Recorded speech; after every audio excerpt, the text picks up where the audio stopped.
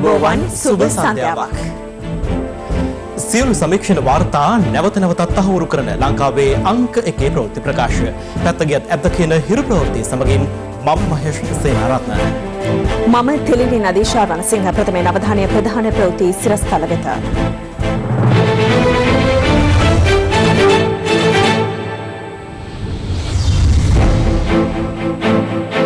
මහමැතිවරණයට දිනදීම සඳුදා.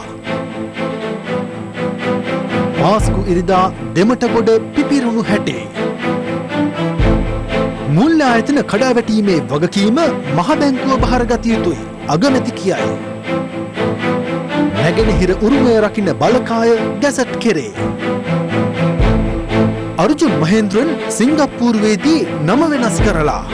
පිටිපස්සේ හිටපු අය මේ සල්ලි බෙදාගත්ත අය අර්ජුන මහේන්ද්‍රන් ගෙනාවොත් දන්නවා ඒගොල්ලන්ත් අහු වෙනවයි කියලා.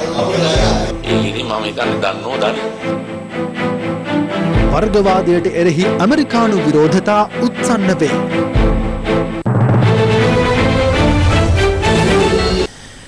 දෙදහස් 19 වසරේ පාස්කුරු දින දෙමටගොඩ මහබෙල උද්‍යානයේ පිහිටි ඉබ්‍රහීම් හජ්ජර්ගේ නිවසේ බෝම්බ පුපුරා යාමට අදාළ CCTV දර්ශන පාස්කු ප්‍රහාරය සම්බන්ධයෙන් සොයා බලන ජනාධිපති කොමිසම විසින් මාධ්‍යයට නිකුත් කළා.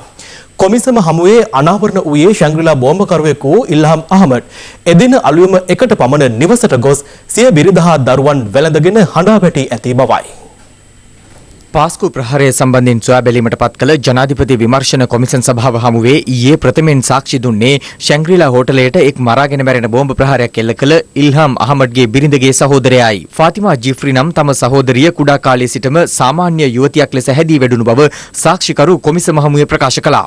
විවාහයෙන් අනතුරුව නැගණිය සහ ඇගේ සැමියා වූ ඉල්හාම් අහමඩ් තම පවුල සමග පැවති සම්බන්ධතා ක්‍රමක්‍රමයෙන් අඩු වූ බව පැවසූ සාක්ෂිකරු ජනාධිපති කොමිසම හමුවේ පෙන්වා දුන්නේ නැගණිය අන්තවාදී අදහස් දරන තැනැත්තියක් බවට පත් වූ බවයි. අන්තවාදී මතවාද හේතුවෙන් තම විවාහයටද සහභාගී නොවූ සිය නැගණිය සහ සැමියා ශ්‍රී ලංකාව තුළ මුස්ලිම් ජනතාවට ඡන්දය පාවිච්චි කළ නොහැකි බවටත් ඔවුන් එසේ කළ යුත්තේ ඉස්ලාම් රාජ්‍යයක් තුළ පමණක් බවත් පැවසූ බව සාක්ෂිකරු අනාවරණ කළා. වරක් තම පියා සිංහල ජනතාවට සහ විහාරස්ථානවලට උපකාර කරන බව දැනගත් ඉල්හාම් අහමඩ් තම පියාට දැඩි ලෙස පරිභව කළ බව පැවසූ සාක්ෂිකරු ඒ පිළිබඳව සිය නැගණියගෙන් විමසූ විට තමාද තම සැමියාගේ පාරේ ගමන් කරනවා යයි පිළිතුරු දුන් බව පැවසුවා. පාස්කු ප්‍රහාරය එල්ල වූ දිනේ උදෑසන 8:30ට පමණ නැගණිය සිය මවට දුරකථනයේ නමතා ඉක්මනින් සිය නිවසට පැමිණෙන ලෙස හඬමින් පැවසූ බව සාක්ෂිකරු පැවසුවා. ඊට හේතුව විමසූ අවස්ථාවේදී පෙරදා අලුයම 1ට පමණ සිය සැමියා පැමිණ දරුවන් වඩාගෙන සිට හඬා පිට වූ බවත් මේ දක්වා ඔහුගේ දුරකථනය ක්‍රියා විරහිත බවටත් ඇය පිළිතුරු දී තිබෙනවා. ඉන් අනතුරුව සිය මව නැගණිය බැලීම සඳහා දෙමටගොඩ මහවිල උද්‍යානයේ පිහිටි නිවසට ගිය බව පැවසූ සාක්ෂිකරු එහිදී තම දරුවන් බලා ගන්නා ලෙසට නැගණිය මවට පවසා තිබූ බවද සඳහන් කළා. එදින දහවල් 1:30ට පමණ ආහාර ගැනීමට මව පහත මාලයට පැමිණ තිබෙනවා. පොලිසිය මහවිල උද්‍යානයේ නිවසට පැමිණි එම අවස්ථාවේදී බෝම්බ පිපිරීම සිදුව ඇති බවද ඔහු ප්‍රකාශ කළා. ඉල්හාම් අහමඩ්ගේ පියාවන ඉබ්‍රහීම් හාජ්ජාර්ගේ දේශපාලන සම්බන්ධතා පිළිබඳව ජනාධිපති කොමිසම කළ විමසීමකදී ඔහුට JVP එක සමග දැඩි දේශපාලන සම්බන්ධතාවයක් තිබූ බවද සාක්ෂිකරු ප්‍රකාශ කළා. ඉන් අනතුරුව පාස්කු ප්‍රහාරය සම්බන්ධයෙන් සොයා බලන ජනාධිපති කොමිසම හමුවේ 151 වන සාක්ෂිකරු වශයෙන් සාක්ෂි ලබා දුන්නේ අපරාධ පරීක්ෂණ දෙපාර්තමේන්තුවේ මිනිමෙරුම් විමර්ශනාංශයේ නිලධාරිනියක්. ඇය කොමිසම හමුවේ පැවසුවේ මහවිල උද්‍යානයේ පිහිටි ඉල්හාම් අහමඩ් නැමැත්තාගේ නිවස ඉදිරිපිට පිහිටි නිවසේ ස්ථාපිත CCTV කැමරාව මගින් ලබාගත් දර්ශන සිය පරීක්ෂණ සඳහා යොදාගත් බවයි. මේ 2019 අප්‍රේල් 19 වනදා එනම් බෝම්බ ප්‍රහාර එල්ල වූ දිනට දින දෙකකට පෙර පෙරවරු 7:03ට ඉල්හාම් අහමඩ් ගමන් මල්ලක්ද සහිතව සිය නිවස ඉදිරිපිට නවතා ඇති වාහනයකට නැගී පිටව යන ආකාරයයි.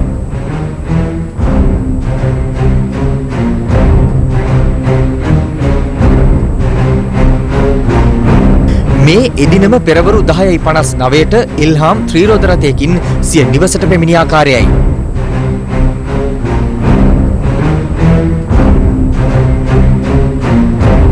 අප්‍රේල් මාස 20 වනදා ඉල්හාම් අහමඩ් සිය පිටෙහි සහ අතෙහි බෑගයක් එල්ලාගෙන සිය නිවසට පැමිණෙන ආකාරය සහ සහෝදරයෙකු වන ඉජාස් අහමඩ් නැමැත්තා ගේට්ටුව හැර නිවස තුළට ඔහුව ගන්නා ආකාරයයි මේ.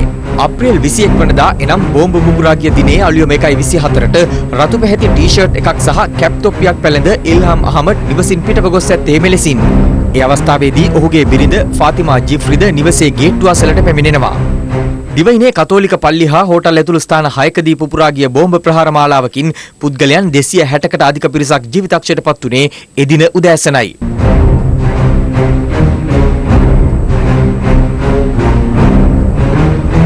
පාස්කු ප්‍රහාරය සම්බන්ධයෙන් සොයා බලන ජනාධිපති කොමිසම හමුවේ ඉන් අනතුරුව දෙමටගොඩ මහවිල උද්‍යානයේ නිවස තුළ බෝම්බ පුපුරා යන ආරක්ෂක කැමරා දර්ශන ඉදිරිපත් කරනු ලැබුවා.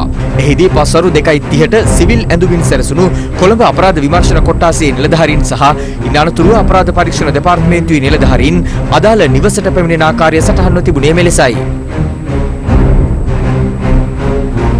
අනතුරුව පස්වරු 2 පසු වී මිනිත්තු 26යි තප්පර 19ට පළමු බෝම්බය පුපුරා යනවා.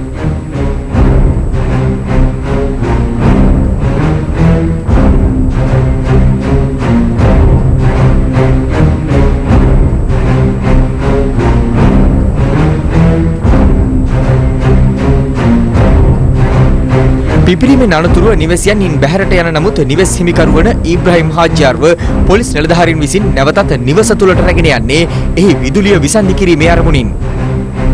කෙසේ වෙතත් පළමු පිපිරීමෙන් හරියටම මිනිත්තු 16යි තප්පර 46කට පසුව මහවිල උද්‍යානයේ පිහිටි මෙම නිවසේ දෙවන බෝම්බ පිපිරීම සිදුවන්නේ මෙලෙසයි.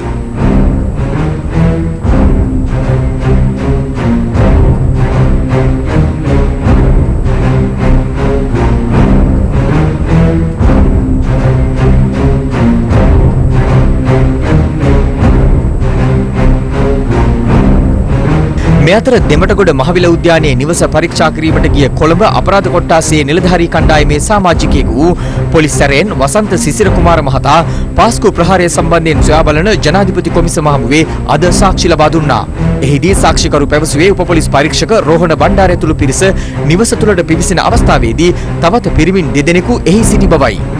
රෝහණ බණ්ඩාර මහතා තමාව පහළ මාලයේ රඳවා බණ්ඩාර සහ දුලංජන යන නිලධාරීන් සමග උඩුමහලට ගිය බවද වසන්ත සිසිර කුමාර මහතා පැවසුවා. එහිදී රෝහණ බණ්ඩාර මහතා ඉහළ මාලයේ දොරකට තට්ටු කරමින් දොර අරින්න අපි පොලිසියෙන් යනුවෙන් පවසුණු ඇසුණු බවත් ඉන් සුළු වේලාවකට පසුව විශාල පිපුරුම් හඬක් ඇසුණු බවත් සාක්ෂිකරු ප්‍රකාශ කළා. ඔහු පැවසුවේ ඒ සමග තමාද නිවසේ සිටි පිරිස සමග නිවසින් බැහැරට පැමිණි බවයි. තමා ක්ෂණිකව තම කාර්යාලයට සිද්ධිය වාර්තා කිරීමෙන් අනතුරුව එහි පැමිණි තවත් පොලිස් නිලධාරීන් පිරිසක් නැවතත් නිවසට ගොස් ඉතා සුළු වේලාවකදී දෙවන පිපිරීමද සිදු වූ බව පැවසූ සාක්ෂිකරු කොමිසම හමුවේ පෙන්වා දුන්නේ තමා සමග නිවස තුළට ගිය සෙසු නිලධාරීන්ගේ තත්ත්වය සොයා බැලීමට තමා තුළ වූ අවශ්‍යතාවය වචනෙන් විස්තර කළ නොහැකි බවයි. එලෙස පිපිරීම සිදු වූ ස්ථානයට ගිය අවස්ථාවේදී රෝහණ බණ්ඩාර මහතාගේ සහ තවත් නිලධාරීන් දෙදෙනෙකුගේ සිරුරු හමු වූ බවත් ඒවාට දැඩි ලෙස හානි වී තිබූ බවත් වසන්ත සිසිර කුමාර මහතා ප්‍රකාශ කළා. මෙහිදී ජනාධිපති කොමිසම විමසුවේ අදාළ කාමරය පරීක්ෂා කිරීමක් සිදු කළේද යන්න පිළිබඳවයි. එහි තිබූ කාන්තාවකගේ යයි සැලකිය හැකි පාදයක කොටස් සහ කුඩා දරුවන්ගේ යයි සැලකිය හැකි ශරීර කොටස් කිහිපයක් ද හමු වූ බව සාක්ෂිකරු පිළිතුරු දුන්නා. ඉදිරි මහමැතිවරණය පැවැත්වෙන දිනය ලබන සඳුදා ප්‍රකාශයට පත් කරන බව මැතිවරණ කොමිෂන් සභාවේ සභාපති මහින්ද දේශප්‍රිය මහතා පවසනවා. ඔහු මේ බව සඳහන් කළේ මහමැතිවරණයේ ඉදිරි කටයුතු සම්බන්ධයෙන් මැතිවරණ කොමිෂන් සභාවේ පැවති විශේෂ සාකච්ඡාවකින් පසු මාධ්‍යයට අදහස් පළ කරමින්. දවසේ පුවත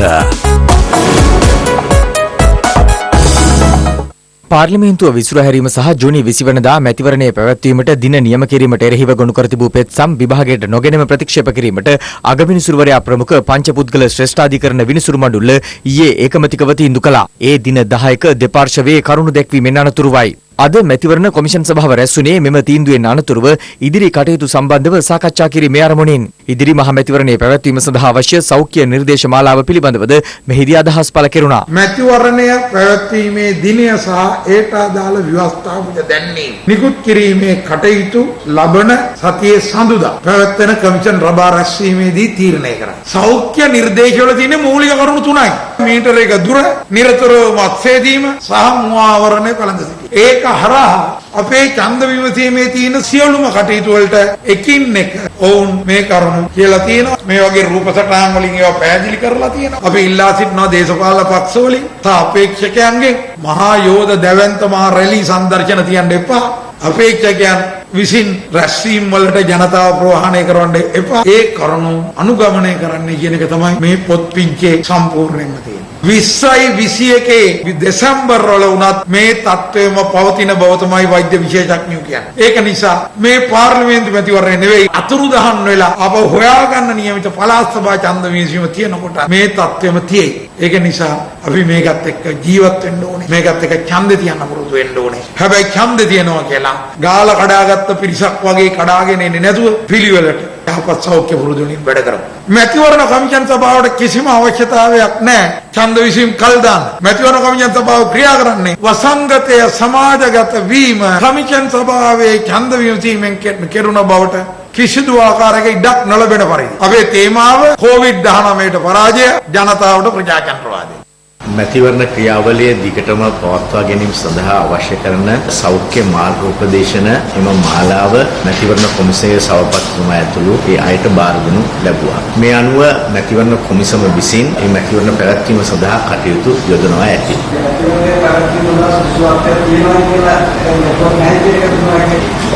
මැතිවරණ ක්‍රියාවලිය ඉදිරියට පැහැදිලිව ගෙන යා හැකි බව මම විසින් ප්‍රකාශ කරලා තියෙනවා. ඒකම අවදානම් තත්ත්වයන් පිළිබඳව ගත යුතු පියවර පිළිබඳවත් එම ලිපියේ සඳහන් වෙලා තියෙනවා. මේ අතර රජයේ මුද්‍රණාලයාධිපතිනි ගංගානී ලියනගේ මහත්මිය සඳහන් කළේ ඉදිරි මහමැතිවරණයේ මනාපංක ඇතුළත් ගැසට් පත්‍රය මේ වන විට මුද්‍රණයට සූදානම් කර ඇති බවයි. මැතිවරණ කොමිෂන් සභාව මැතිවරණයේ පැවැත්වෙන දිනය ප්‍රකාශයට පත් කිරීමෙන් අනතුරුව අදාළ ගැසට් නිවේදනය නිකුත් කරන බව ඇය සඳහන් කළා. ඇය වැඩිදුරටත් සඳහන් කළේ මැතිවරණ කොමිෂන් සභාව ආසන්න දිනයක් ප්‍රකාශයට පත් කළහොත් මැතිවරණයට අදාළ මුද්‍රණ කටයුතු වේගවත් කළ යුතු බවයි. තැපැල්පති රංජිත් ආරියරත්න මහතා ප්‍රකාශ කළේ මැතිවරණ කොමිසම මහමැතිවරණයේ පවත්වන දිනය ප්‍රකාශයට පත් කළ වහාම තැපැල් දෙපාර්තමේන්තුව හරහා ඒ සම්බන්ධයෙන් සිදු කෙරෙන සියලුම සේවා සැපයීමට සූදානම් බවයි. දවසේ පුවත මැතිවරණය නොපවත්වන්න ඉල්ලා ගොනු කළ පෙත්සම් විභාගය ප්‍රතික්ෂේප කිරීමට ඊයේ ශ්‍රේෂ්ඨාධිකරණය ගත් තීරණය සම්බන්ධයෙන් පක්ෂ විපක්ෂ දේශපාලනඥයින් මෙලෙස අදහස් පළ කළා. මම විශ්වාස කරනවා ඉස්ලාමීය තීන්දුවේ වැදගත් කරුණු දෙකක්. පළවෙනි කරුණ තමයි වර්තමාන ජනාධිපතිතුමා විවස්ථානුකූලව තමන්ගේ බලය පාවිච්චි කරලා තියෙනවායි කියන එක තහවුරු වෙනවා බොහොම පැහැදිලි. දෙවෙනි කරුණ තමයි ජනතා පරමාධිපති. මැතිවරණ දිනේ පමණක් නෙමෙයි ඡන්දය කියලා කියන්නේ. මේ තත්ත්වය තුල මම හිතනවා අපි යම් ආකාරයක ජයග්‍රහණයක් ලැබුවා. අනෙක් අතට අපි කැමැතියි දැනගන්න මාස 3කට වඩා ඔබට පාර්ලිමේන්තුවක් නැතුව රට ගෙන යාම පිළිබඳව අධිකරණය මැදිහත් නොවුනේ ඇයි කියලා. ජූනි 1 වෙනිදා වෙනකොට මේ ගැසට් එක අවලංගු විය යුතුයි කියන මතවාදී ඉඳගෙන මේ ගැසට් පත්‍රය අවලංගු කරලා නැවත පාර්ලිමේන්තුව කැඳවන්න තමයි මේ අය සියල්ලම උත්සාහ කරන්නේ. නඩුව අහන්නවත් නැතුව එය විසිකිරීම මම හිතන්නේ රටේ ප්‍රජාතන්ත්‍රවාදයේ ගත්ත විශාල ජයග්‍රහණයක්. මැතිවරණ කොමිසම පැත්තෙන් උසාවියට දැනුම් දුන්නේ සෞඛ්‍ය බලධාරීන්ගේ පැත්තෙන් ඉදිරිපත් කරන නිර්දේශ සැලකිල්ලට ගනිමින් මේ මැතිවරණය පවත්වන්න පුළුවන් වෙන්නේ සති 9ත් 11ත් අතර කාලයකදී කියන එක. අපි මැතිවරණ කොමිසමෙන් බලාපොරොත්තු වෙනවා මේ කියන තත්ත්වයන් නිර්මාණය කරගනිමින් මැතිවරණය ඉදිරි දිනයකදී පවත්වයි කියලා. උසාවි නොගියට සමාජ මතවාදය හදද්දී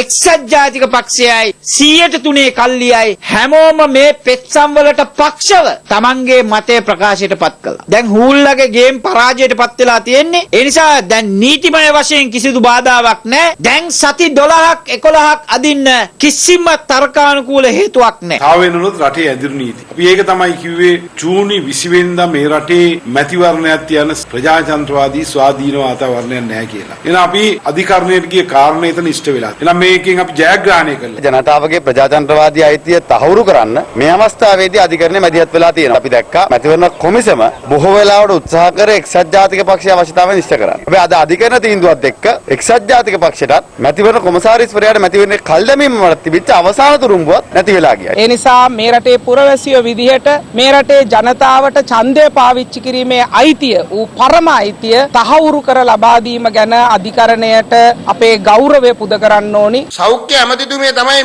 මේ රතින්න පත්තු කරලා සතුට භුක්ති විඳින්නේ. ඒකට අපි අහනවා මීටරේ පරතරයේ තියෙනවද? මුඛ ආවරණයක් තියෙනවද? ඒ නිසා ආණ්ඩුව හිතනවා නම් ආණ්ඩුවේ ජයග්‍රහණය මේකයි කියන කාරණේ ආණ්ඩුවේ පරාජයත් මෙතනයි කියන කාරණේ අපි රටට කියලා දෙන්න අවස්ථාවක් කරනවා. එතකොට මේ කලුතර උද්ඝෝෂණයකුත් තිබ්බ නේද? එතෙන්දිත් අපින් යම් වැරදක් වුණා. ඒ දුරස්ථභාවය තියාගත්තා නම් තවදුරටත් හොඳයි. සමගි ජන බලවේගයේ සහ එක්සත් ජාතික පක්ෂයේ කට්ටියට දැන් වෙලා තියෙන්නේ ගෙදර ගියොත් අඹුණහි මග හිටියොත් ඕනහයි. හන්දේ කැන්සල් වෙනවා කියලා තමයි ගමට ගිහිල්ලා ගිහි හිටි. දැන් ගමට යන්න බෑ. මම අභියෝග කරන්න පුළුවන් නම් සජිත් මහත්තයාට කියන්න තමන්ගේ පිළ ගන්න හදන മന്ത്രി සංඛ්‍යාව කීයද? අපි කියන බය නැතුව 3න් 2ක් ගන්නවා අපි පොහොට්ටුව. ඉරහඳ වගේ විශ්වාස. හිටපු මහ බැංකුව අධිපති අර්ජුන මහේන්ද්‍රන් මෙරටට ගෙන්වා ගැනීමට නොහැකි වූයේ එවකට පැවති යහපාලන රජයේ පිරිසක් විසින් ජාත්‍යන්තර පොලිසියට ලබා දුන් සාවද්‍ය තොරතුරු හේතුවෙන් බව හිටපු ජනාධිපති මෛත්‍රීපාල සිරිසේන මහතා පවසනවා. අද පැවති ශ්‍රී ලංකා නිදහස් පක්ෂ ප්‍රවෘත්ති සාකච්ඡාවේදී ඔහු මේ බව අනාවරණ කළා. දැන් අස්සම් 21000ක් ගහපුවා කිව්වා මම දැක්කා සමාජ වෙබ් අඩවිවලයි සමහර මාධ්‍යවල මේකත් නිකන් උපහාසාත්මකව සමහර අය යන්නම් ප්‍රකාශ කරලා තියෙනවා. අර්ජුන මහේන්ද්‍රන් ගෙන්වා ගැනීමට කටයුතු කිරීමේදී නීති දෙපාර්තමේන්තුවේ නිලධාරි මහත්තුරු තමයි මට කිව්වේ ජනාධිපතිතුමා අස්සම් 21000ක් කර ගහන්න තියෙනවා වෙලාවල් ඕන කාලය ඕනේ කියලා. අන්තර්ජාතික පොලිසියට අපි ශ්‍රී ලංකා රජයේ ඇරියා ලියු මොහු අත්අඩංගුවට ගැනීමට අවශ්‍ය කටයුතු කරන්න මේ විදිහේ බරපතල මුල්‍ය වංචාවකට මොහු සම්බන්ධයි කියලා. අපේ ආණ්ඩුවේම කට්ටියක් මම මේක මීට කලින් කියලා නැහැ ඉන්ටර්පෝල් එකට ලිව්වා මේක මුල්‍ය වංචාවක් හෝ එහෙම පිළිබඳව ප්‍රශ්නයක් නෙවෙයි මේක දේශපාලන ප්‍රශ්නයක් ඒක නිසා මේකට ඉන්ටර්පෝල් එක මැදිහත් වෙන්න එපා කියලා ඊට පස්සේ ඉන්ටර්පෝල් එක දැනුම් දුන්නා අපිට මේ විදිහේ දන්වලා තියෙනවා ඒක නිසා මැදිහත් වෙන්න බැහැයි දීර්ඝ ලෙස කරුණු පැහැදිලි කරලා විශාල ලිපිගොනු රාශියක් අපි ඉන්ටර්පෝල් එකට ආපහු ඇරියා ඒ අරපුවාම ඒක ඉන්ටර්පෝල් එක පිළිගත්තා පිළි අරගෙන තමයි රෙඩ් නෝටිස් නිකුත් කෙරුවේ අර්ජුන මහේන්ද්‍රන් අත්අඩංගුවට ගන්න අද වෙනකොට වර්තමාන තත්ත්වය අර්ජුන මහේන්ද්‍රන් සිංගප්පූරුවේ ඉඳන් නම වෙනස් කරගෙන තියෙනවා. මේකට ඉන්ටර්පෝල් එක මැදිහත් වෙන්න එපා කියලා. ඒ ලියපු අය සිංගප්පූරුවේ ඇතැම් බලවතුන් සමග විශාල සම්බන්ධතාවයක් තිබෙනවා. ඒ උඩ තමයි මේක නැවතිලා තියෙන්නේ. පිටිපස්සේ හිටපු අය මේ සල්ලි බෙදාගත්ත අය අර්ජුන මහේන්ද්‍රන් ගෙනාවොත් දන්නවා ඒගොල්ලත් අහු වෙනවයි කියලා. ඒකෙදි මම හිතන්නේ දන්නෝ දනි. අග්‍රාමාත්‍යවරයාගේ මූලිකත්වයෙන්වත් ලියුවද කියලා කියන්නේ. දන්නෝ දනි. කරකට වෙනකල් ගහපු එකේ ප්‍රතිඵලයක් කියනවා. කරකටනේ ජීපට්ට.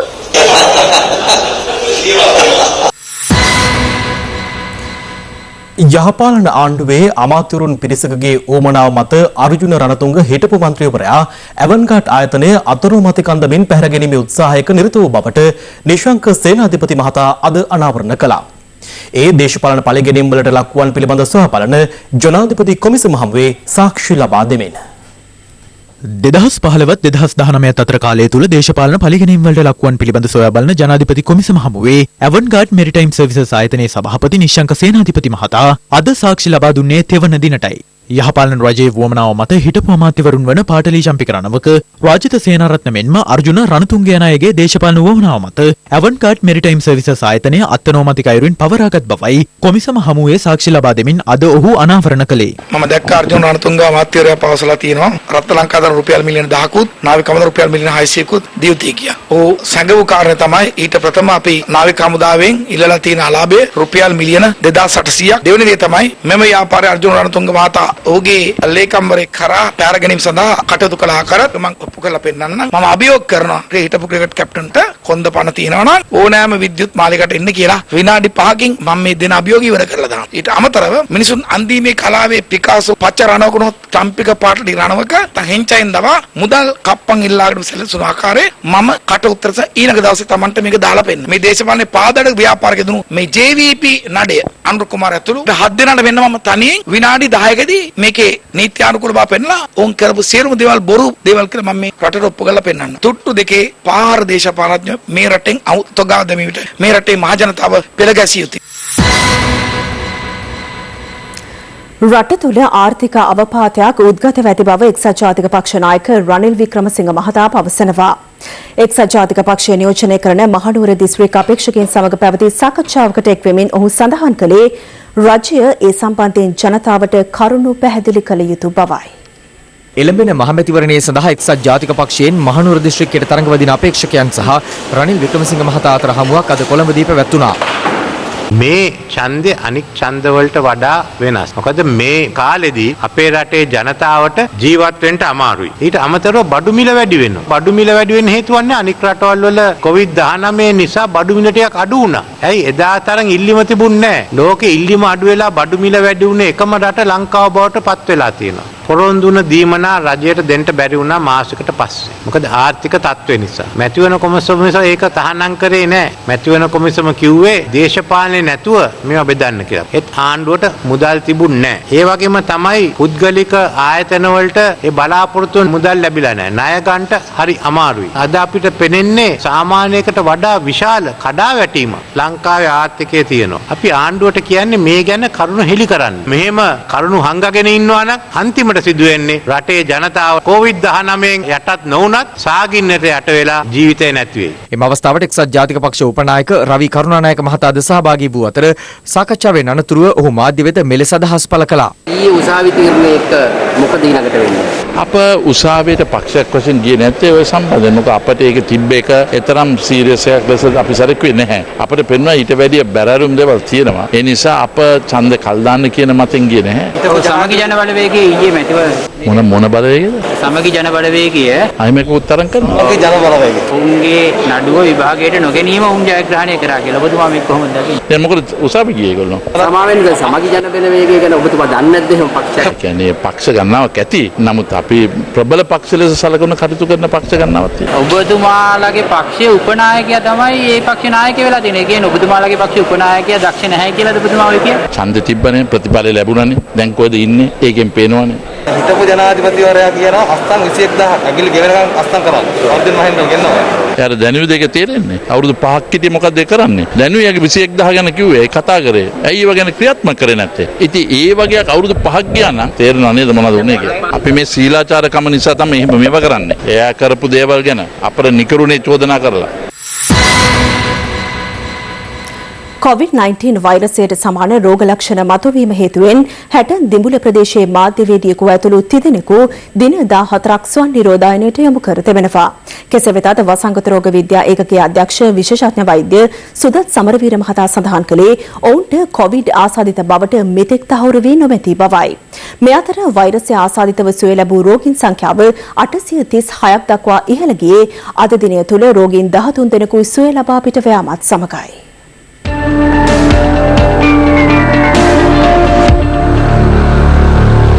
COVID-19 වෛරසයේ ආසාදිතයන් 40 දෙනෙකු ඊයේ දිනේත් ආසාදිතයන් 27 දෙනෙකු අද දිනේ තුලත් වාර්තා වීමත් සමග මෙරට සමස්ත ආසාදිතයන් සංඛ්‍යාව අද පස්වරු 6 වන විට 1710 දක්වා ඉහළ ගියා. ඊයේ වාර්තා වූ ආසාදිතයන් 40 දෙනාගෙන් 32ක් විදේශයන් සිට මෙරටට පැමිණ නිරෝධාය සඳහා යොමු කර සිටි අයයි. ඔවුන්ගෙන් 27 දෙනෙක් කටාර සිට පැමිණි පුද්ගලයන් වන අතර කුවේට් සිට පැමිණි 30 දෙනෙකුට සහ ඩුබායි හා රුසියාවේ සිට පැමිණි පුද්ගලයන් 2 දෙනෙකුටද COVID-19 ආසාදනය වී තිබුණා. යුද හමුදාපති ලුතිනන්ට් ජෙනරාල් ශවේන්ද්‍ර සිල්වා මහතා පැවසුවේ නාවික හමුදාවේ සමාජිකයන් 7 දෙනෙකුට සහ ඔවුන්ගේ පවුලේ සමාජිකයෙකුට වෛරසය ආසාදනය වී ඇති බවට හඳුනාගත් බවයි. කෙසේ වෙතත් COVID-19 ආසාදනය වී පූර්ණ සුවය ලැබුවන්ගේ සංඛ්‍යාව 836ක් දක්වා ඉහළ ගොස් ඇත්තේ අද තවත් රෝගීන් 13 දෙනෙකු සුවය ලැබීමත් සමගයි. වෛරසය ආසාදනය වූ නාවික හමුදා සමාජිකයන් 9 දෙනෙකු සුවය ලබා පිටව යාමත් සමග සුවය ලැබූ සමස්ත නාවික හමුදා සමාජිකයන් සංඛ්‍යාව 424ක්. මේ අතර 60 දිඹුල ප්‍රදේශයේ දමිළ පුවත්පත් මාධ්‍යවේදියෙකු ඇතුළු 30 දෙනෙකු දින 14ක් ස්වයං නිරෝධායනයට යොමු කර තිබෙනවා. ඒ අදාළ මාධ්‍යවේදියාට COVID-19 වෛරසයට සමාන රෝග ලක්ෂණ පෙන්වීම හේතුවෙන් ඔහුට දික්කොය මූලික රෝහලෙන් PCR පරීක්ෂණයක්ද සිදු කර ඇති අතර ඔහු සමග ඔහුගේ රියදුරා සහ අරක් කැමියාද පතන ප්‍රදේශයේ පිහිටි නිවසේදී ස්වයං නිරෝධායනයට යොමු කර තිබෙනවා. අදාළ මාධ්‍යවේදියා අභවප්‍රාප්ත අමාත්‍ය ආරුමුගම් තොණ්ඩමන් මහතාගේ දේහයට අවසන් ගෞරව දැක්වීම සඳහා අමාත්‍යවරයාගේ බත්තරමුල්ල නිවසට සහ ලංකා කම්කරු කොංග්‍රස් මූලස්ථානයේ දේහය තැන්පත් කර තිබූ අවස්ථාවේ මාධ්‍ය ආවරණ කටයුතු වලට සහභාගී වී තිබෙනවා. මේ ජනමාධ්‍යවේදියාගේ සාම්පලයක් අරගෙන පරීක්ෂා සඳහා යොමු කරලා තියෙනවා. ඒ යොමු කරලා තියෙන්නේ COVID-19 හා සමාන රෝග ලක්ෂණ තිබුණු නිසා මිසක් ඔහුව COVID-19 රෝගියෙක් විදිහට සැක කරගෙන නිසා නෙවෙයි. අපි යම් කිසි විදිහෙන් COVID-19 රෝගියෙක් කියයි සැක කළා නම් ඔහු අනිවාර්යයෙන් රෝහලේ පරීක්ෂණය ප්‍රතිඵල ලැබෙන තුරු අපි තබා ගන්න. ඒ නිසා මෙතනදී COVID-19 රෝගයේ පැතිරීම පිළිබඳව කිසිම විදියක අවධානමක් හෝ එහෙම තහවුරු වීමක් සිදු වෙන්නේ නැහැ. මේ අතර ඉන්දියාවේ සරණාගත කඳවුරක නැවතී සිටි මෙරට පුද්ගලයෙකු සිය දියණිය සමග බෝට්ටුවකින් තලයිමන්නාරම ප්‍රදේශයෙන් මෙරටට පැමිණ මඩු පොලිසියට බහර වී තිබෙනවා. ඒ ඉන්දියාව තුළ මේ වන විට පවතින කොවිඩ් අවධානම හේතුවෙන් ශ්‍රී ලාංකිකයන් වූ ඔවුන් 1990 වසරේදී ඉන්දියාවට ගොස් තමිල්නාඩුවේ සරණාගත කඳවුරක නැවතී සිය බිරිඳ සහ දරු දෙදෙනා සමග දිවිගෙවා ඇති බවටයි වාර්තා වන්නේ. පොලිසිය පැවසුවේ ඔවුන් දෙදෙනා පූනානි නිරෝධායන මධ්‍යස්ථානයට යොමු කිරීමට පියවරගෙන ඇති අතර එම කටයුතු අවසන් වූ පසු නීති විරෝධී සංක්‍රමණය පිළිබඳ නීතිමය කටයුතු සිදු කිරීමට නියමිත බවයි. මේ අතර ලබන සඳුදා සිට දුම්රිය බස් ඇතුළු සියලු පොදු ප්‍රවාහන සේවා සාමාන්‍ය අන්දමින් පවත්වාගෙන යාමේ තීරණය අනුව බස් රථ ලියාපදිංචි කිරීම සඳහා දුරකථන දුරකථන අංක 3ක් ශ්‍රී ලංකා ගමනාගමන මණ්ඩලය විසින් නිකුත් කර තිබෙනවා. කෙසේ වෙතත් ලංකා පෞද්ගලික බස් හිමියන්ගේ සංගමය සහ සමස්ත ලංකා පාසල් වෑන් ප්‍රවාහන සංගමය එම තීරණයට විරෝධය පළ කරනවා. රාජ්‍ය සේවාව පෙරවරු 8ටත් පසුරු 1ටත් පසුරු 1 සිට හවස 7 දක්වා වරු 2කට සීමා කළොත් පමණයි අපි මගීන්ව ආසන සංඛ්‍යාවට ගෙනියන්න කටයුතු කරන්නේ. එසේ නොමැති වුණොත් එහෙම අපි අමාත්‍යවරයාට විරුද්ධව විරෝධතාවක් කරන්න කටයුතු කරනවා. නැවත අලුත් බස් රථ අවශ්‍ය නැහැ. බස් රථ 5000ක අතිරික්තයක් තියෙනවා. ඒ දේවල් වලට කාලසටහන් හදලා නිසි ආකාරයෙන් බස් රථ ධාවනය කරන්න අමාත්‍යවරයා මැදිහත් වෙනවන මේ පූර්ණ දායකත්වය ලබා දෙනවා. ඊයේ ඇමතිතුමා ප්‍රකාශයක් කරා පාසල් ළමුන් ප්‍රවාහන රථ මගී ප්‍රවාහනයට යොදවන්න කටයුතු කරනවා කියලා. අපි අරන් තියන්නේ පාසල් ළමුන් ප්‍රවාහනයට සහ හයර් යන්න විතරක් රක්ෂණ ආවරණය. එතකොට මේකට අපි කොන්දොස්තර කෙනෙක් යොදවන්න ඕන. කොන්දොස්තරට පඩි දෙන්න ඕන. සීට් ගානට මගීන් ප්‍රවාහනය කරලා ඩීසල් වියදම දීලා ඩ්‍රයිවර් පඩිය කොන්දොස්තර පඩිය දීලා මේව කරනකොට මේකෙන් අපිට ලාභයක් නැහැ. මේ අතර දිවයිනේ සියලු දිස්ත්‍රික්කවල අද රාත්‍රී 10ට ඇඳිරි නීතිය පැනවෙන අතර ඒ ජූනි 6 වන සෙනසුරාදා අලුයම 4 තේ ක්‍රියාත්මකයි. ඒ අනුව හෙට සහ පොසොන් පොහොය යෙදෙන සිකුරාදා දෙදින තුල මුළු දිවයිනටම ඇඳිරි නීතිය ක්‍රියාත්මක වනවා. ඒ හේතුවෙන් හෙට රජයේ කාර්යාලය සඳහා නිවාඩු දිනයක් ලෙසද ප්‍රකාශයට පත් කර තිබෙනවා.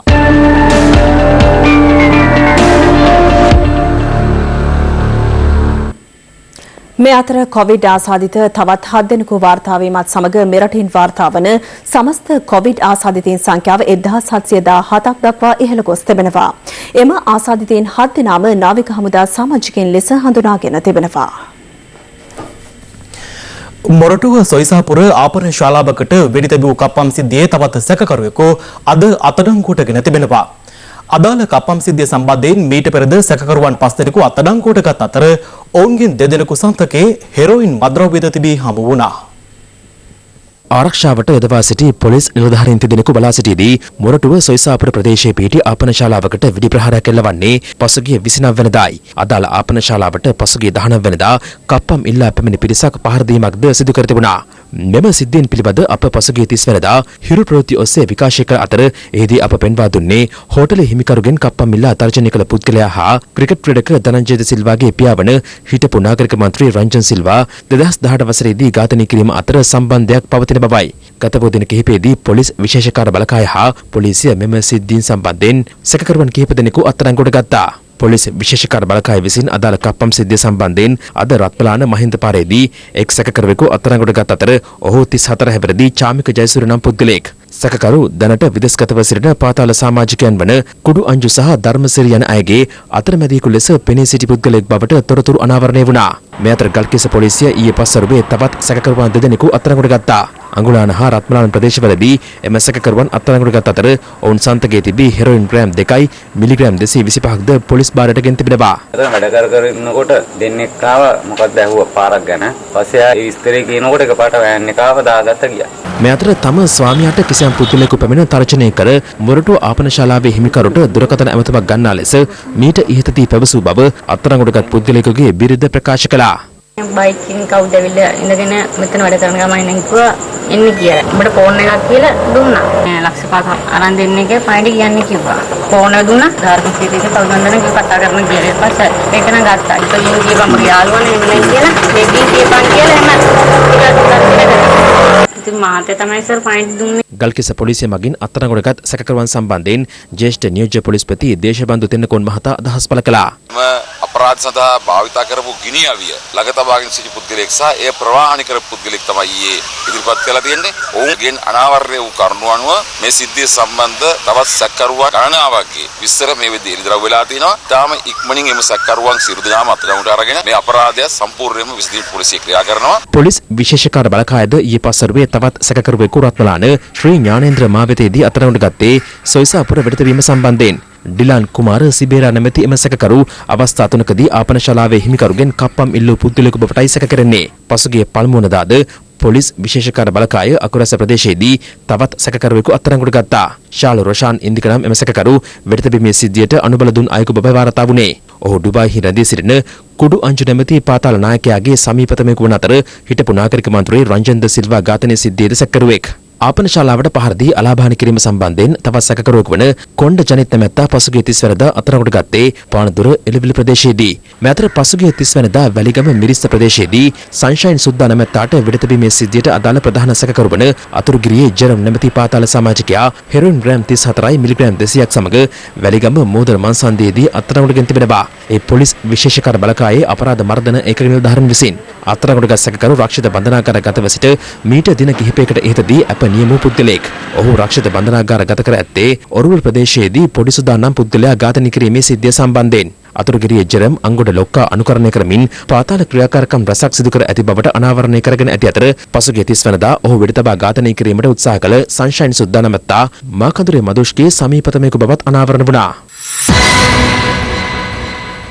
නැගෙනහිර පළාතේ පුරා විද්‍යාත්මක උරුම කළමනාකරණය සඳහා ජනාධිපති කාර්යසාධක බලකායක් පත් කර තිබෙනවා. ආරක්ෂක ලේකම් විශ්‍රාමික මේජර් ජෙනරාල් කමල් ගුණරත්න මහතාගේ සභාපතිත්වයෙන් පත් කර ඇති මෙම කාර්යසාධක බලකායට සමාජිකයන් 11 දෙනෙකු ඇතුළත්. නැගෙනහිර පළාතේ පොතුවිල්හි පිහිටා ඇති මුහුදු මහා විහාර පුදබිම ඉඩම් ආක්‍රමණිකයන්ගේ දැඩි ග්‍රහණයට නතුව තිබුණේ කලක සිටයි. හිරු CIA මෙම ඉඩම් ආක්‍රමණය ගැන යහපාලන ආණ්ඩුව සමයේද දිගින් දිගටම අනාවරණය කළත් ඊට නිසි පිළියම් යෙදුනේ නැහැ. COVID-19 ව්‍යාප්තිය පාලනයට ඇඳිරි නීතිය ක්‍රියාත්මක කර තිබූ කාලවකවානුවේ කොල්ලකරුවන් යලිත් වරක් මුහුදු මහා විහාරයේ ඉඩම් ආක්‍රමණය කිරීමට පටන්ගෙන තිබුණා. හිරු CIA ඒ පිළිබඳ හෙළිකිරීමත් සමග ජනාධිපති ගෝඨාභය රාජපක්ෂ මහතාගේ උපදෙස් පරිදි ආරක්ෂක ලේකම් විශ්‍රාමික මේජර් ජෙනරාල් කමල් ගුණරත්න ඇතුළු රාජ්‍ය නිලධාරීන් පිරිසක් මුහුදු මහා විහාරයේ නිරීක්ෂණයට පැමිණියා. ඒ මැයි මාස 15 වෙනිදායි. එම සංචාරයේදී මුහුදු මහා විහාරයේ ආරක්ෂාව සඳහා නාවික හමුදා උපානුඛණ්ඩයක්ද පිහිටුවීමට පියවර ගැනුණා. මුහුදු මහා විහාරයට මේ වෙච්ච අබැද්දිය මමත් දැකගත්තේ හිරු මාධ්‍ය හරහා. ඉතින් අපි රජයේ පැත්තෙන් මේ ස්ථාන ආරක්ෂා කරන්න අවශ්‍ය සියලුම සහයෝගය ලබා දෙනවා. ජනාධිපති ගෝඨාභය රාජපක්ෂ මහතා නැගෙනහිර පුරා විද්‍යාත්මක උරුමයන් රැක ගැනීම පිළිබඳ තවදුරටත් අවධානය යොමු කළ අතර පසුගියදා එතුමා මහා සංඝරත්නය හමුවේ සඳහන් කළේ නැගෙනහිර උරුමය රැක ගැනීම උදෙසා ජනාධිපති කාර්යසාධක බලකායක් පත් කරන බවයි. ඒ අනුව ආරක්ෂක ලේකම්වරයාගේ සභාපතිත්වයෙන් එම කාර්යසාධක බලකාය පිහිටුවීමේ ගැසට් නිවේදනය ඊයේ ප්‍රකාශයට පත් කෙරුණා. පුරාවිද්‍යා චක්‍රවර්ති පූජ්‍ය එල්ලාවල මේදානන්ද හිමියන් උතුරු නැගෙනහිර දෙපළාතේ සහ තමන් කඩුව දිසාවේ ප්‍රධාන සංඝනායක පූජ්‍ය පනාමුරේ තිලක වංශීමයන් ඇතුළු නියෝජිතයින් 11 දෙනෙකු මෙම කාර්යසාධක බලකායට ඇතුළත්. මේ අතර සුරක්ෂිත රටක් විනයගරුක හා නීතිගරුක සමාජයක් ගොඩනැගීම අරමුණු කරගනිමින් තවත් ජනාධිපති කාර්යසාධක බලකායක් ස්ථාපිත කොට තිබෙනවා. එහි සභාපතිවරයා ලෙසද ආරක්ෂක අමාත්‍යාංශයේ ලේකම් විශ්‍රාමික මේජර් ජෙනරාල් කමල් ගුණරත්න මහතා පත් කර ඇති අතර ත්‍රිවිධ හමුදාපතිවරුන්, වැඩබලන පොලිස්පතිවරයා, රේගු අධ්‍යක්ෂ ජෙනරාල්වරයා සහ ත්‍රිවිධ හමුදා බුද්ධ්‍යංශ අධ්‍යක්ෂවරුන් ඇතුළු නියෝජිතයින් 13 දෙනෙකු මෙම කාර්යසාධක බලකායට ඇතුළත්. එම ජනාධිපති කාර්යසාධක බලකාය සතු ප්‍රධාන කාර්යයන් 4ක්ද අදාළ අතිවිශේෂ ගැසට් නිවේදනයේ මගින් පෙන්වා දී තිබෙනවා. ඒ අනුව වර්තමානයේ රටේ යම් ස්ථානවල නිදහස් සහ සාමකාමී සමාජ පැවැත්මට හානිකර අයුරින් මතුවෙමින් පවතින නීතිය උල්ලංඝනය කරමින් හැසිරෙන සමාජ කණ්ඩායම්වල එකී නීති විරෝධී ක්‍රියා මැඩ පැවැත්වීමට අවශ්‍ය ක්‍රියාමාර්ග ගැනීම, මද්ද්‍රව්‍ය උවදුරට ගොදුරු වන්නන් ඉන් වැළැක්වීම සහ මද්ද්‍රව්‍ය ජාවාරම වැළැක්වීමට පියවර ගැනීම, වෙනත් රටවල ස්ථානගත වෙමින් ශ්‍රී ලංකාව තුළ සිදු කරනු ලබන නීති විරෝධී මෙන්ම සමාජ විරෝධී ක්‍රියාවලට සම්බන්ධ පුද්ගලයින්ට එරෙහිව නීතිමය ක්‍රියාමාර්ග ගැනීම සහ බන්ධනාගාර ආශ්‍රිතව සිදු කෙරෙන නීති විරෝධී හා සමාජ විරෝධී ක්‍රියා පිළිබඳ සොයා ඒවා වැළැක්වීමට කටයුතු කිරීම අදාළ කාර්යසාධක බලකාය වෙත පැවරෙන කාර්යයන් වනවා. අම්පාර දිස්ත්‍රික්කයේ අඩාලච්චියන වෙරළ තීරය කිසියම් පිරිසක් පස්පුරවා වනසා දමා තිබෙනවා. අද හිරු CIA අනාවරණය ඒ පිළිබඳවයි.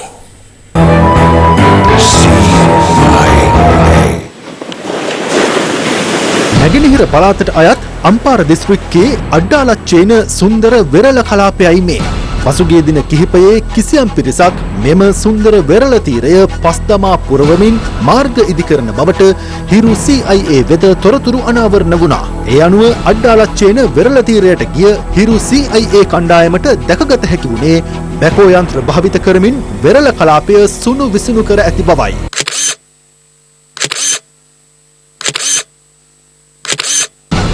හිරු CIA වැඩිදුරටත් සිදු කළ විමර්ශනයේදී හෙළිවුණේ අඩ්ඩාලච්චේන දිහිවර වරායට ගමන් කිරීම සඳහා මාර්ග තැනීමට මෙම වෙරළ කලාපයේ අනවසරයෙන් පස් පුරවා ඇති බවයි.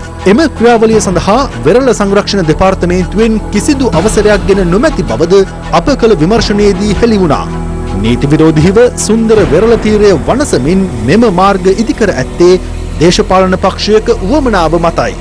ගම්වාසීන් පවසන්නේ ඉදිරි මහමැතිවරණයේදී අඩ්ඩාරච්චේන දිහිවරයින්ගේ ඡන්දය බලාපොරොත්තුවෙන් මෙම මාර්ග ඉදිකිරීම නීති විරෝධීව සිදු කර ඇති බවටයි. ඒක දේශපාලනකාරයෝ මේක උන්ගේ වාසියට හදාගත්තා. කවුද? උන් හිතාගෙන ඉන්න වෙන පක්ෂ කවුරු හරි දුරු කරලා තියෙන කියලා තමයි මූන් මේකට මේවා කරේ. දැන් නෑ ඉතින් මේක දාගන්න දේශපාලනකාරයෝ තමයි මේ රට ඒක තමයි විනාශ කරන්න නැති මේ දේශපාලන පක්ෂවල ගුණ්ඩුවලට මුළු මහත් රටකට අයත් වෙරළ තීරයක් මෙලෙස නීති විරෝධීව වනසා දැමීමට ඉඩ දිය හැකිද? දිගින් දිගටම නැගෙනහිර පළාතේ සිදුවන මෙම නීති විරෝධී ක්‍රියාවන්ට රජයේ වගකිව යුතු බලධාරීන් නීතිය ක්‍රියාත්මක කරනවාද? හිරු CIA අවදි නැත. ඉදිරියේදී මේ පිළිබඳ අවධානය.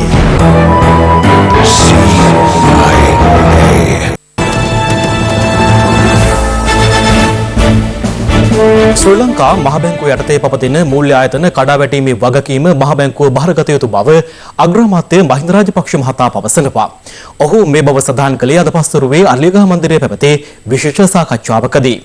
මේ අතර මහ බැංකුව යටතට ගෙනු ETI සමාගමේ මූල්‍ය අක්‍රමිකතා සම්බන්ධයෙන් සොයාබැලීම සඳහා පත් කළ ජනාධිපති කොමිෂන් සභාව අද දෙවන දිනටත් රැස් වුණා.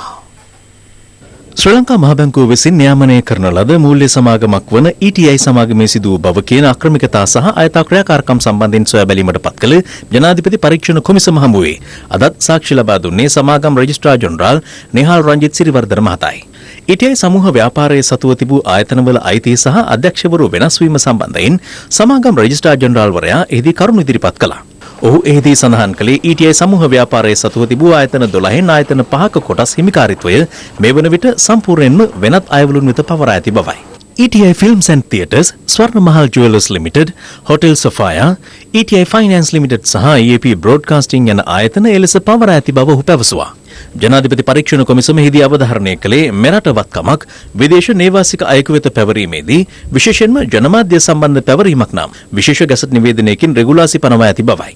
එම රෙගුලාසි අනුව ජනමාධ්‍ය සම්බන්ධ පැවරීමක් නම් 40%ක කොටස් අයිතියක් ඉක්මවා පැවරිය නොහැකි බව ජනාධිපති පරීක්ෂණ කොමිසමෙහිදී සඳහන් කළා.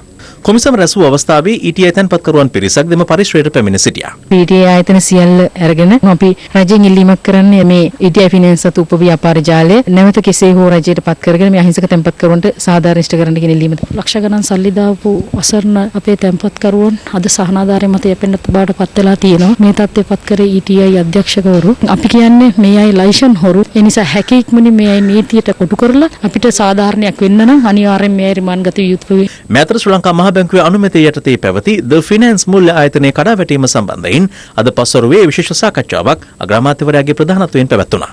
සෙන්ට්‍රල් බැංකුවේ වගකීම ඊට වඩා වෙනස් විය යුතුයි කියලා මම නම් විශ්වාස කරන්නේ. මොකද මම කම්පැනියක් හැදුවා නම් ෆිනෑන්ස් කම්පැනි එකක්. ඒක සෙන්ට්‍රල් බැංක් එකෙන් අධීක්ෂණය කරනවා නම් සහ මම ප්‍රසිද්ධ කරනවා නම් මේකේ තැන්පත් කරන්න අපි වගකීම බාර ගන්නවා කියලා. මම හිතන්නේ දැන් දාලා තියෙනවා. මම නම් කියන්නේ නීති හදන්න වේවි අපිට.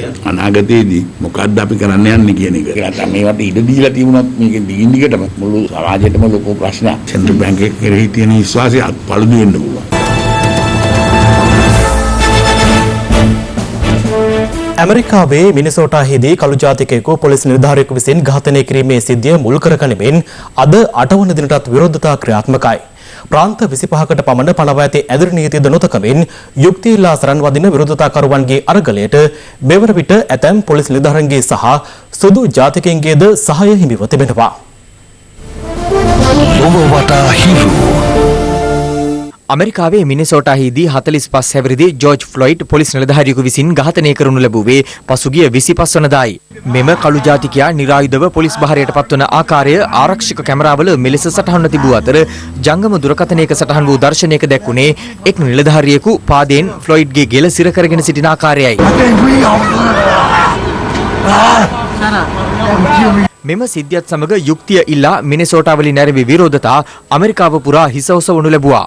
ඔරිගන්හි මාර්ගයක් මත ජනතාව මෙලෙස විරෝධය පළ කළේ ඝාතනය වූ ජෝර්ජ් ෆ්ලොයිඩ් අවසන් වරට සිටි ඉරියව්ව සිහිපත් කරමින්. ඝාතනයට ලක් වූ ෆ්ලොයිඩ්ගේ බිරිඳ සහ දියණියද මාධ්‍ය හමුවේ පෙනී සිටිමින් තමන්ට වූ අසාධාරණය පිළිබඳ හඬ අවදි කළා. I don't have a lot to say because I can't get my words together right now, but I wanted everybody to know that this is what those officers took from me. කෙසේ වෙතත් Houston ඇතුළු ප්‍රාන්ත රැසක police නිලධාරීන්ද විරෝධතාවලට සහාය දීමට එක්ව සිටිනවා.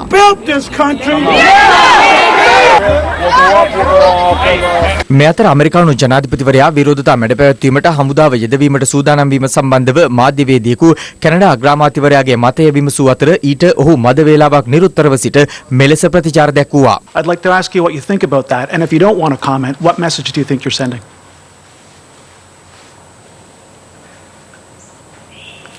We all watch in horror and consternation what's going on in the United States. මේ අතර බටහිර ඉන්දිය කොදෙව් ක්‍රිකට් කණ්ඩායම සිය රතු පැහැති ලාංඡනය කළු පැහැගන්වමින් ජෝර්ජ් ෆ්ලොයිඩ්ගේ ඝාතනය හෙලා දැකීමට පියවරගෙන තිබෙනවා. සුපිරි බටහිර ඉන්දිය කොදෙව් ක්‍රීඩක ක්‍රිස් ගේල්, ඩැරන් සාමි සහ හිටපු ශ්‍රී ලංකා ක්‍රිකට් නායක කුමාර් සංගක්කාරද වර්ගවාදයට එරෙහිව සහ ෆ්ලොයිඩ්ගේ ඝාතනය හෙලා දැකීමින් ට්විටර් පණිවිඩ නිකුත් කර තිබුණා. එංගලන්ත ක්‍රිකට් කණ්ඩායමේ නිල ට්විටර් ගිණුමේද මෙලෙස වේගපන්දු යවන ක්‍රීඩක ජොෆ්රා ආචර් සුදු ජාතික ක්‍රීඩකයන් වැළඳගෙන සිටින ඡායාරූපයක් මුදා හැර ඇත්තේ කළු ජාතිකයන්ට මිත්‍රත්වයේ දෑත දිගු කිරීමේ සංකේතයක් ලෙසයි. මේ අතර ඇමරිකානු පොලිසිය මීට පෙර අවස්ථා රැසකදීම කටයුතු කළ ආකාරය දැක්වෙන දර්ශනද සමාජ මාධ්‍යයේ මේ දිනවල සංසරණය වනවා. කළු ජාතිකයන් ඇමරිකානු ජනගහනයෙන් 13%ක තරම් සුළුතරයක්. ප්‍රබල සමාජ ක්‍රියාකාරකයෙකු වූ මාටින් ලූතර් කිංද ජාතිවාදයට එරෙහිව හඬ නැගූ අතර ඔහු සිය ජනප්‍රිය දේශනයෙන් පැවසූ I have a dream හෙවත් මට සිහිනයක් තිබෙනවා යන්න ඇමරිකාව තවමත් සැබෑ කර නොගත යථාර්ථයක් බවයි මේ දිනවල සනාථ වෙමින් නැත්තේ. 100 years later, the Negro still is not free. දැන් රටවටා හිරු.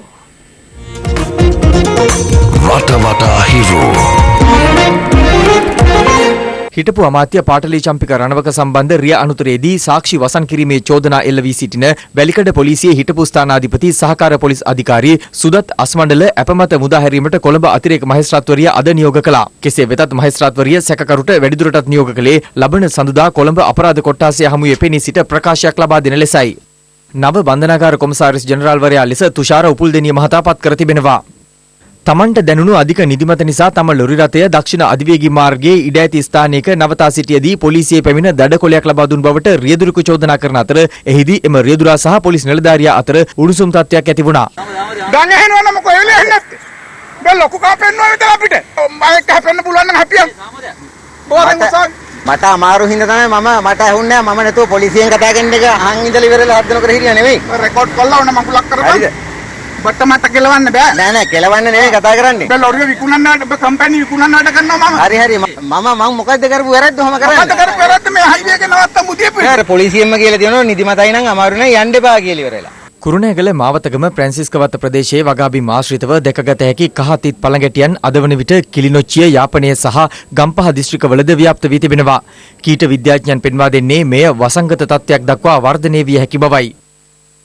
අක්කරේ පත්තුව ඉත්තියඩි කලපුර ප්‍රදේශයේ පොහොර උර 3ක් තුල සංගවා තිබූ මිලිමීටර් 81 වර්ගයේ මෝටාර් උණ්ඩ 2ක් මිලිමීටර් 61 වර්ගයේ මෝටාර් උණ්ඩ 2ක් ක්ලේමෝ බෝම්බ 2ක් ඇතුළු පුපුරණ ද්‍රව්‍ය තොගයක් හමුව ඇති අතර ඒවා නිෂ්ක්‍රිය කිරීමට මෙලෙස කටයුතු කළා.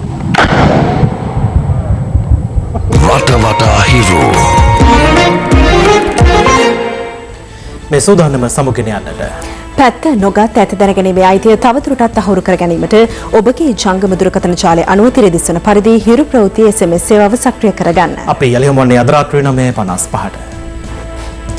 ආයිබෝවන්